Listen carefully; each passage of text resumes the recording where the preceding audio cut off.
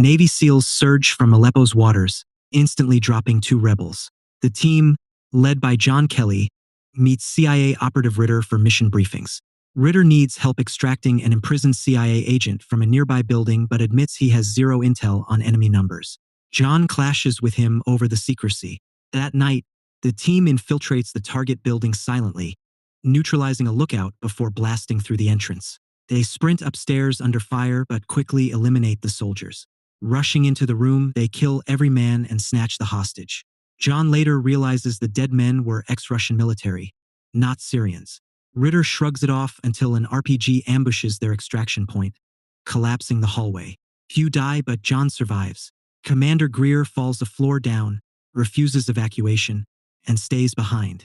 As attackers close in, John and 2 Marines hold their ground. Realizing they're at a Russian arms depot and Ritter lied, John dives into the breach, fighting alongside Greer. They fight toward the exit, John ambushing and killing 2 waiting hostiles. They catch Ritter boarding a helicopter, demanding answers. Ritter laughs. John grabs him aggressively until Greer orders him back. Ritter calls in an airstrike, obliterating the arms depot. 3 months later, John and his wife Pam enjoy their 6th month of pregnancy at his parents' home, celebrating with friends. After leaving the Marines, John accepts a private security job in North Carolina, eager to start. Elsewhere, Rowdy, John's former Marine buddy, takes out trash at home when a van runs him over, killing him instantly. In Atlanta, traffic traps another ex-Marine, Keith, behind a van. Men emerge, open fire, and kill him.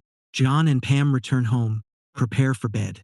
John chats about their unborn daughter, seeks intimacy, but Pam's exhausted. He goes downstairs, listens to music, relaxes. Unaware men outside cut his power. His laptop dies, alerting him. He hears a floor squeak, grabs his gun and flashlight. The intruders climb the stairs, enter Pam's room, firing at the bed. 1 man kills the shooter. John reaches the top, encounters 1 attacker, shoots him dead. Killing another, he engages the final assailant in a shootout. Both lie wounded. The attacker runs out of ammo, drags himself up, staggers out. John finds courage, crawls into the bedroom, calls for Pam. He reaches the bed, Pam's dead. He grips the blankets, sobbing, then collapses. CIA rushes John to the hospital, life in peril. The CIA and Marines brief on attacks targeting special forces. Ritter hints the SEALs may be in deep trouble, vows to investigate leads. Greer confronts him fiercely afterward, defending her men's honor, demanding answers. Ritter says they're looking into it. John lies comatose, dreaming of Pam, experiencing seizures. Days later, he wakes to find Greer beside him. He asks about his child. Neither family member survived. John sobs silently, demands who attacked them. They were professionals, he insists. Greer knows nothing. John mentions the dead man in the bedroom and the escaped attacker. He wants a name. Greer has no info.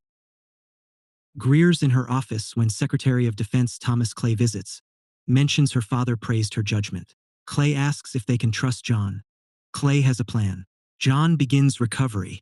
Clay summons Greer to a meeting. Ritter, dissatisfied with her presence, dismisses her. Ritter shows a photo of the FSB chairman's son killed during the Russian arms raid, believes he orchestrated the Marine vengeance attacks. Greer notices 3 images, asks about the 4th attacker. Ritter dismisses it, then shockingly reveals the CIA closed the case, leaving scores even. Greer erupts.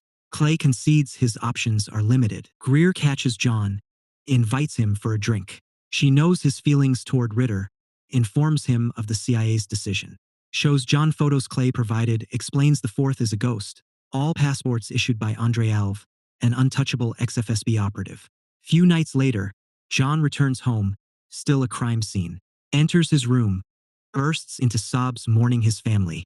Goes to basement, retrieves guns and money hidden in the heater. Upstairs, prepares his gun, pours alcohol on himself. John chases Andrei to the consulate, staggers toward guards while feigning drunk. Witnesses Andrei escape in a vehicle amid dispute with guards. John finds his truck behind the caravan, calls 911, reports someone in Andrei's convoy pointed a gun at him. Authorities stop the car, leaving Andrei alone on the road. John drives into their car, pins it, pours gasoline, sets it ablaze while Andrei fights to escape. John rushes into the burning car, shoots the driver, holds a gun to Andre, demands the fourth attacker's name. Andre hesitates. John shoots his leg. Andre reveals John's the intended victim. John shoots Andre's chest, puncturing his lung, forcing the name. Viktor Rykov. John kills Andre, surrenders to cops. News of Russians attacking Marines spreads, but CIA and administration cover it up. Ritter tells Clay they suspect Greer leaked info to John. Ritter worries about sending wrong message to Russians. Clay says John shook a tree they couldn't. They'll wait. John's in prison facing life sentence. Greer visits. He regrets nothing, feels betrayed by his country, can't forgive losing his family, discloses new info, but Clay must get him out first. Russian speech outside John's cell summons him back. Guard orders him face the wall, they're going on a trip. Guard exits furious after John refuses. John wraps fist with towel, strips shirt, floods the cage, prepares for war. Armed guards rush in, John goes berserk, pounding men, grabs one by neck, orders others seal door or he kills him. They agree, but more guards arrive. U.S. Marshals arrive, stop guards, give John a cell phone. Greer's online, tells him follow marshals to freedom. Clay, Ritter, Sarah, CIA chief, lead John to a Black Hawk. They want his discovery. He names Viktor Rykov. Sarah's astonished he knows the name, insists Viktor's dead. Ritter tries hiding truth, concedes Viktor's the leader. John recognizes him in photos, worries Sarah, and Ritter insists on capturing Viktor alive. John demands joining the squad. Clay refuses. Greer shockingly agrees, claims John unfit, then changes mind, tells John he returns to prison post-mission. John meets squad in hangar, flying commercial jet, jumping over Russia. Ritter leaves, takes own trip, says he'll meet them there. During flight, John jokingly confronts Greer about her claims. She was protecting him. John blames himself, thinks if he'd left Marines earlier, skipped that mission, family'd still be alive. He intends retribution, dismisses Greer when she says it's extraction.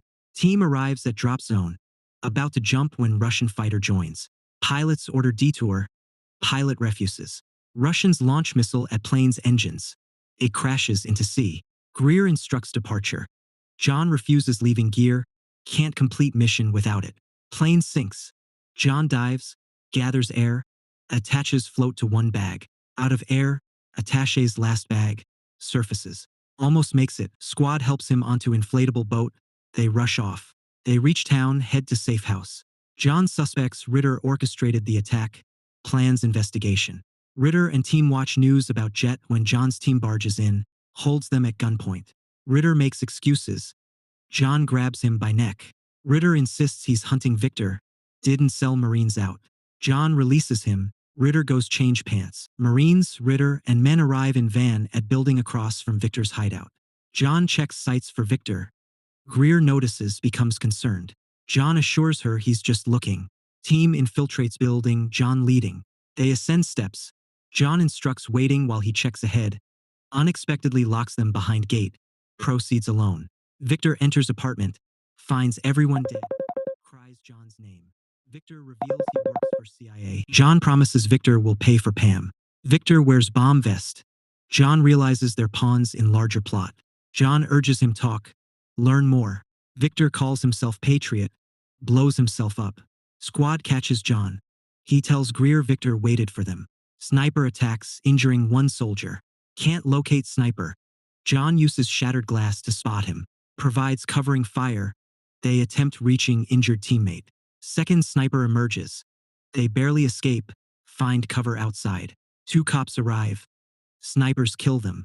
John fears blame falls on them. Realizes someone wants dead Russians on U.S. soil. If they die here, Russians find dead Americans on their turf, sparking war. While crew lays cover fire, John blows hole through wall into next flat. Greer moves to ambush sniper. John distracts. Greer bursts in, runs out of ammo, fights man. Greer fights hard, throws him off, stabs him dead. Squad heads to lobby.